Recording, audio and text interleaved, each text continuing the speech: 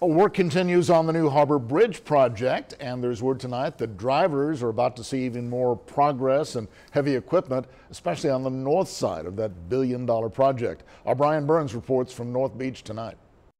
Construction on the northern approach to the new Harbor Bridge began about a year ago, and they are making progress that motorists will be able to see as they drive by.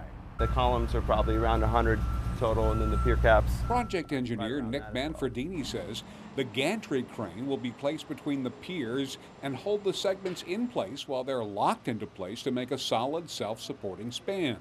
The gantry crane is a huge piece of equipment that drivers will soon see perched atop the existing support piers. It's one of the largest the deal's made, and it's about 1,500 tons, and it's going to be able to pick up about 1,700 tons. This is drone footage of the work site at the foot of the current Harbor Bridge, showing the piers that have been erected so far.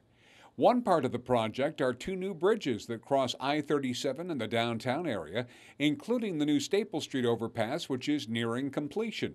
We're getting very close to opening up the new Comanche Street Bridge, which has been under construction and is set to open at the end of the month. While rain has slowed construction, the project is still on schedule, and motorists will be using the bridge by 2022.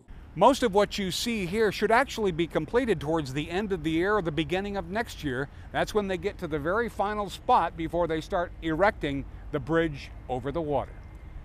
From North Beach, Brian Burns, 3 News.